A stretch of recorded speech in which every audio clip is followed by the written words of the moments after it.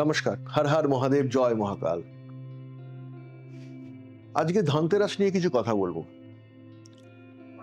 ধনতেরাস মানে একটা ধারণা সবার ভেতরে আছে এবং পজিটিভলি একটা পজিটিভ ধারণা সবাই মানেন যে ধনতেরাস মানে হচ্ছে সেই দিনটা অর্থ, সম্পত্তি, অর্থ সংক্রান্ত কোনো কিছু একটা গুড ভাইব, গুড এফেক্ট লাইফের ওপরে আসা, মানিটারি ডেভেলপমেন্ট রিলেটেড কিছু ব্যাপার। আমি যদি বলি যে এই ভাবনাটা যাদের মধ্যে আছেন সেটা কমপ্লিট ধারণা নয়, তাহলে কেমন শুনতে লাগে? ধারণাটা থাকা ভালো, অবশ্যই ধারণাটা সঠিক, আমি ভুল বলছি না, কিন্তু এই ধারণাটা কিন্তু পুরোপুরি সঠিক ধারণা নয়। এই যে ধনতেরাস মানে হচ্ছে ডেভেলপমেন্ট, ধনতেরাস মানে হচ্ছে একটা শুভ যোগ, একটা গুড কানেকশন, একটা অসপিসিয়াস ডে। এটা অনলি ফর টাকা পয়সা, মানিটারি রিলেটেড না, সেটা কখনো নয়। এই যে ধনতেরাস কথাটাকে থেকে যে ধন, ঐশ্বর্য, সম্পদ, এটা শুধুমাত্র টাকা পয়সার গণ্ডির মধ্যে আবদ্ধ নয়। ধন, ঐশ্বর্য এই মানিটারি গণ্ডির মধ্যে এটা আবদ্ধ নয়, রিলেটেড নয়। এর বাইরেও অনেকগুলো ফ্যাক্টর কাজ করে। কিরকম ফ্যাক্টরটা? ঠিক কিরকম? ধরুন আপনার বা আপনি কাউকে জানেন, এরকম ব্যক্তি হতেই পারে, আমরা অনেককেই জানি, সমাজের রিলেটিভ, বন্ধু বান্ধব, কলিগস, হোয়াট এভার, বা আপনি নিজেও, আপনি অনেক একটা অর্থের অধিকারী, অনেক ধন সম্পত্তির অধিকারী, ঐশ্বর্যের অধিকারী, কিন্তু আপনার মধ্যে মানসিক শান্তি নেই, ভীষণ রকমভাবে মানসিক অসুস্থ, আপনি বা আপনার পরিবারের কেউ, আপনার পরিবারের ভীষণ কাছের কেউ, অর্থ প্রচুর, ঐশ্বর্য অনেক, কিন্তু মানসিক শান্তির জায়গাটা একেবারে জিরো। দিনরাত মানসিক একটা দুর্বিষহ কষ্ট বা যন্ত্রণার মধ্যে দিয়ে আপনার জীবন কাটে। তাহলে একটা সাইড অনেক কিছু পেয়েছেন জীবনের, আর একটা সাইড কিন্তু একেবারে জিরো পয়েন্টে দাঁড়িয়ে আছে। তাহলে সেই অর্থের, ধন সম্পত্তির কি মানে রইল? মানসিক শান্তিটাও কিন্তু একটা ঐশ্বর্য। ঐশ্বর্য মানে কিন্তু শুধু অর্থ নয়, মানসিক শান্তিও আপনার জীবনের বা আপনাদের জীবনের একটা ঐশ্বর্য, একটা ধন, একটা সম্পত্তি, ধন সম্পত্তি, ঐশ্বর্য। তাহলে এটাও কিন্তু একটা বিরাট মানে রাখে জীবনের ওপরে। ঠিক তার পাশাপাশি আপনি শারীরিকভাবে কেমন আছেন একটু দেখুন তো। সুস্থ, ভীষণ ভালো, আপনি ভালো আছেন, সুস্থ আছেন, আপনার পরিবারে আপনার ভীষণ কাছের মানুষটা সে শারীরিকভাবে খুব ভালো আছে, সুস্থ আছে, থাকলে তো অবশ্যই ভালো। এটাই ঈশ্বরের কাছে আমরা প্রার্থনা করি, যেন সবাই খুব সুস্থ থাকেন, ভালো থাকেন, আনন্দে থাকেন। কিন্তু ঘটনা তো বাস্তব সেটা ঘটে না। একটা সাংঘাতিক ফিজিক্যাল ইলনেস সমস্ত শান্তিটাকে নষ্ট করে দিল। একটা মানুষের শারীরিক অসুস্থতা একটা পরিবারকে নষ্ট করে দিল, তার পরিবারের শান্তিটাকে নষ্ট করে দিল। সেটাও কিন্তু একটা বড় ঐশ্বর্য। ফিজিক্যাল ফিটনেস, শারীরিকভাবে ভালো থাকাও একটা বিরাট বড় ঐশ্বর্য, ঈশ্বরের আশীর্বাদ। তাহলে ঐশ্বর্য মানে শুধু অর্থ নয়, ঐশ্বর্য মানে হচ্ছে তার জীবনের অর্থের পাশাপাশি মানসিক শান্তি, মানসিক ঐশ্বর্য, শারীরিক শান্তি, শারীরিক ভালো থাকা, শারীরিক ঐশ্বর্য, এবং আপনি আপনার কর্মক্ষেত্রে, আপনার সমাজে, আপনি যেখানে আছেন প্রত্যেকের সঙ্গে রিলেশনশিপ, বন্ধু বান্ধব, রিলেটিভস, পরিচিত, কলিগস, ওভারঅল প্রত্যেকের সাথে যখন একটা মধুর সম্পর্ক তৈরি হয়, সেটাও জীবনের কিন্তু একটা বড় ঐশ্বর্য, বড় প্রাপ্তি। সবার জীবনে ঘটে না, সবার জীবনে হয় না, কারণ সবকিছু তো সবার জন্য নয় না। এইটা নিয়ে যখন সমাজ, এবং আমরা প্রত্যেকে সমাজবদ্ধ জীব, সমাজ বহির্ভূত জীব কিন্তু আমরা নই, আমরা সমাজবদ্ধ জীব, সমাজকে নিয়ে আমরা চলি। তো সেই জায়গা থেকে প্রত্যেকটা সেগমেন্ট থেকে যখন সাইডস গুলো পুরো ব্যালেন্সড পজিশনে আনা সম্ভব হয় লাইফের ওপরে, তখন আমরা বলি যে এই ধনতেরাসের দিনটাকে কিভাবে ব্যবহার করতে পারি, যে জীবনটা একটা কমপ্লিট লাইফে আসতে পারে। তো এই কমপ্লিট লাইফ পাওয়ার জন্য এই ধনতেরাসের দিনটা কিন্তু একটা ভেরি অসপিসিয়াস ডে, মানে একটা খুব শুভ দিন। এই দিনটাকে শুধু সোনা বা রূপো কিনলেই হবে না, সোনা রূপো কিনতেই হবে, তার পাশাপাশি অল সাইড থেকে নিজেদের ভালো রাখার জন্য, নিজেকে এবং সমাজকে, নিজেদের সমাজকে পরিবারকে ভালো রাখার জন্য কিছু ভালো কাজ করবেন। ফর এক্সাম্পল, দান করবেন। কাকে দান করবেন, কি দান করছেন, কি ব্যাপার, অ্যাজ ইউ উইশ, আপনার ইচ্ছা। আমি কখনোই বলবো না আপনি অর্থ দান করুন, আপনি সোনা দান করুন, আপনি রূপো দান করুন, আপনি এটা করুন ওটা করুন, না, নট নেসেসারি। খাদ্য দান করুন, বস্ত্র দান করুন, not necessary. As you wish, depend on your ক্ষমতা, depend on your mind, depend on your capacity. তো ন্যাচারালি আপনি দান করুন সেই দিনটায়। ধনতেরাসের দিনে দান করতে হয়। আপনি যখন দান করবেন, যাকে দান করছেন সেই মানুষটার সেই দানে যেটা পূর্ণ হচ্ছে আপনার জীবনে, সেই পূর্ণটার প্রাপ্তি ঘটবে।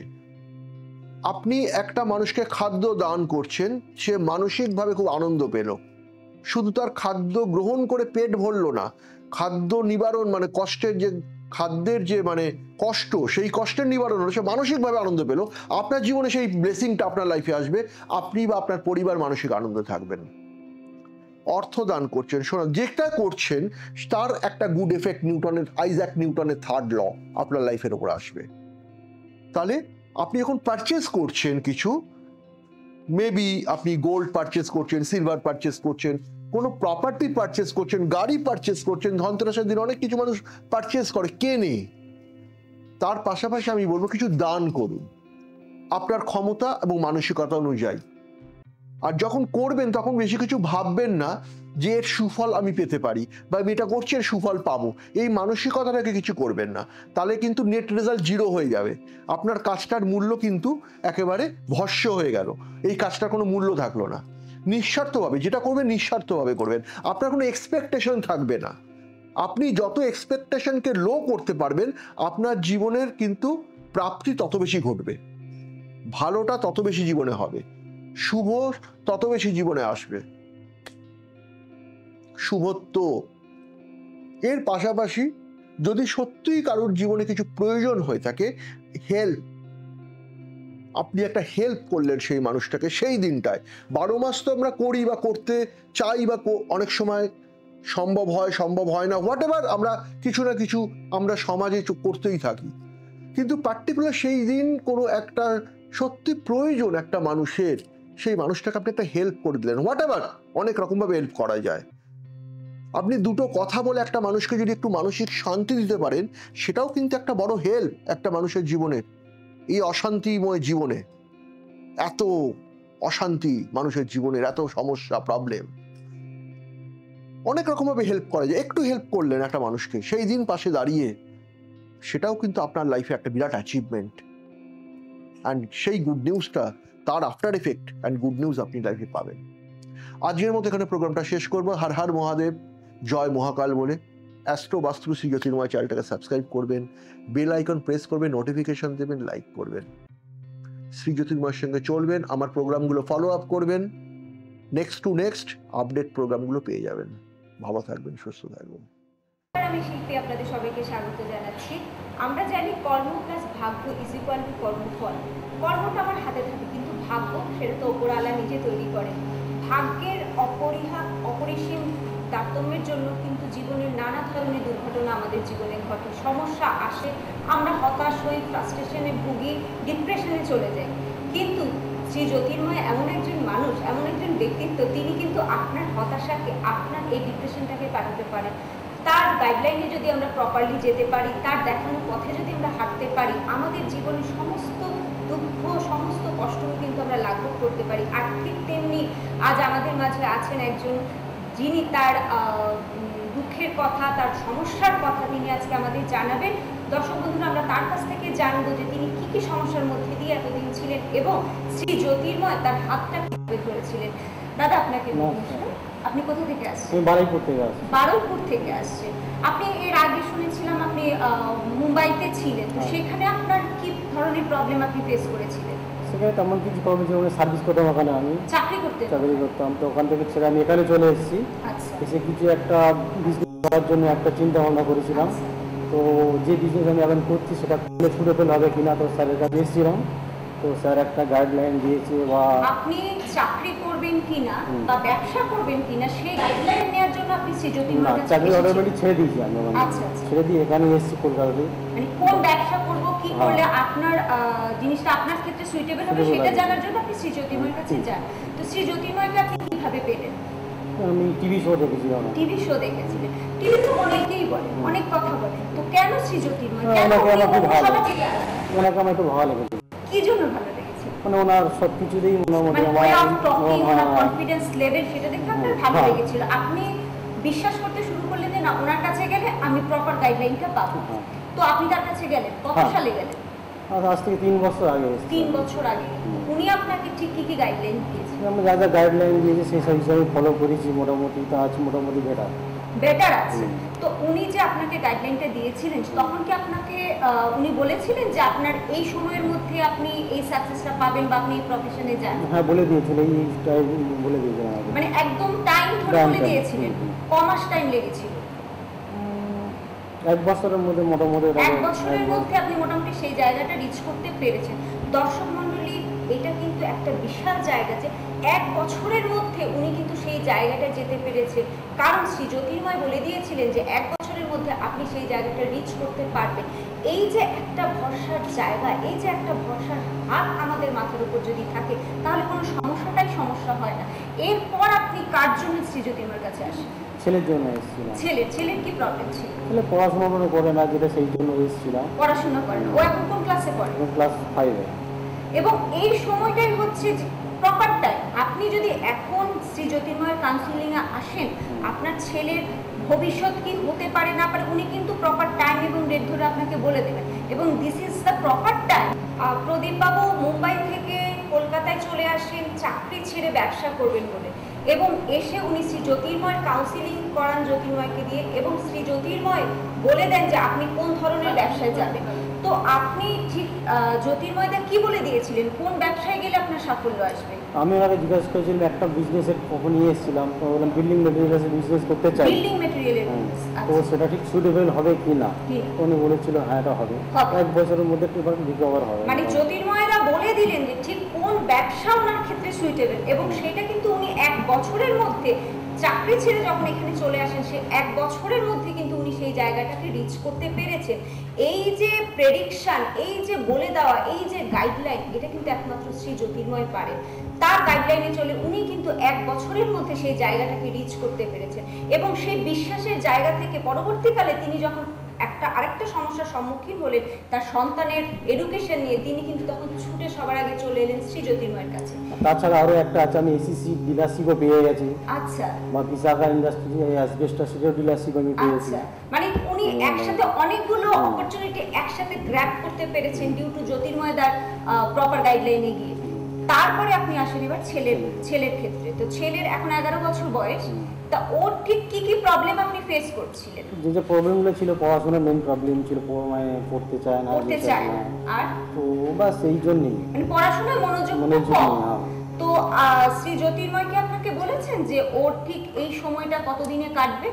12 বছর পরে থেকে এটা গ্রোথ হবে আস্তে আস্তে। আচ্ছা, তার মানে এখন ওর 11 বছর, 12 বছর থেকে ওর এই গ্রোথটা আসবে। সেখানেও শ্রী জ্যোতির্ময় আপনাকে প্রেডিক্ট করে দিয়েছেন যে এই বয়সের পরে ওর সেই উন্নতির জায়গাটা ও রিচ করতে পারবে। দর্শক বন্ধুরা, আমরা যদি জেনে যাই যে ঠিক উনি কত নিশ্চিন্ত, মানে 12 বছর বয়সের পর থেকে ওনার ছেলে হাইট করবেন, ওনার ছেলের মনোযোগ আসবে, এই যে একটা জেনে যাওয়ার জায়গা, এটা কিন্তু শুধুমাত্র শ্রী জ্যোতির্ময় পারে। আর আপনার কোনো ওপিনিয়ন আছে শ্রী জ্যোতির্ময় সম্বন্ধে? না তেমন কিছু এখন নেই। আপনার ঠিক শ্রী জ্যোতির্ময়কে কেমন লাগে? খুবই ভালো লাগে, উনি যে অ্যাডভাইসমেন্ট করেন বা যা গাইডলাইন দেয় এগুলো খুবই ভালো লাগে বা সেগুলো ফলো করি আমরা। আচ্ছা, আপনার এই যে সমস্যাটা, আজকাল প্রত্যেকটা ঘরে ঘরে কিন্তু সমস্যা, আমরা যারা মানুষ, সত্যিকারের মানুষ, তারা কিন্তু শুধু নিজের সমস্যা নিয়েই বসে থাকি না। আমরা যেখানে যখন কোনো সমস্যা দেখি আমরা চাই ঝাঁপিয়ে পড়তে, চাই তাদের উপকার করতে। তো আপনি যদি এরকম কারো সমস্যা দেখেন যে সেম প্রবলেমের মধ্যে রয়েছে, নানা ধরনের প্রবলেমের মধ্যে রয়েছে, তখন তাকে আপনি কিভাবে হেল্প করবেন, কি গাইডলাইন দেবেন? বলতে পারি যে আমি এই জায়গায় ছিলাম, এই উপকার পেয়েছি, বা আপনি এখানে আসতে পারেন, এই হিসাবে বলতে পারি। জ্যোতির্ময়দের নামটা আপনি তাদেরকে গাইডলাইন দিতে পারেন, গাইড করতে পারেন। ঠিক তাই বন্ধুরা, আমরা যখন কোথা থেকে উপকার পাই, আমরা যখন কাউকে বিশ্বাস করার মতন এমন একজন মানুষকে হাতের কাছে পাই, তখন বিশ্বাস না করে আমাদের কোনো উপায় থাকে না। কারণ দুঃসময়ে মানুষ কিন্তু এমন মানুষকে খোঁজে যে আপনাকে সাহায্য করে, যে প্রতিনিয়ত আপনাকে গাইডলাইন দেয়। জীবনের শুরুতে ওনার ছেলের বয়স 11 বছর, এই যে জীবনের স্টার্টিং লাইফ, এই সময় থেকে যদি আমরা প্রপার অ্যাস্ট্রোলজিক্যাল একটা গাইডলাইন পাই, শ্রী জ্যোতির্ময় দ্বারা যদি আমরা একটা ওয়ে অফ লাইফ পেয়ে যাই, তাহলে কিন্তু ওনার ছেলের ভবিষ্যতে কোনো প্রবলেম আসতে পারে না। প্রবলেম আসবে, কিন্তু সেই জায়গাটাকে কিন্তু উনি অতিক্রম করতে পারবেন। জীবন খুবই ক্ষুদ্র, সমস্যা দিয়েই যদি আমরা সারা জীবন কাটিয়ে দিই, তাহলে জীবনটা এনজয় করবো কি করে? লাইফে হাসি, আনন্দ, ঝগড়া, বিবাদ সব থাকবে, কিন্তু সেই জায়গাটাকে ওভারকাম করার দায়িত্ব কিন্তু আমাদের। এবং সেই দায়িত্ব যিনি দায়িত্ব নিয়ে করে থাকেন, পালন করে থাকেন, তিনি শ্রী জ্যোতির্ময়। অ্যাস্ট্রোলজির দুনিয়ার সাধারণ এক ব্যক্তিত্ব, হাজার হাজার মানুষ তার দ্বারা উপকৃত। শুধু পশ্চিমবঙ্গে নয়, পশ্চিমবঙ্গের বাইরে সারা ভারতবর্ষে এবং ভারতবর্ষের বাইরে অসংখ্য মানুষ তার দ্বারা উপকৃত। তার দেখানো পথে হেঁটে হাজার হাজার মানুষের কিন্তু জীবনে উন্নতি হয়েছে, জীবন স্মুথ হয়েছে, জীবন সুন্দর হয়েছে। তাই আসুন সবাই মিলে হাসবো, সবাই মিলে প্রাণ করে বাঁচবো, সবাই মিলে সমস্ত দুর্ঘটনা, সমস্ত সমস্যাকে ওভারকাম করে আসবো শ্রী জ্যোতির্ময়ের দেখানো পথ ধরে।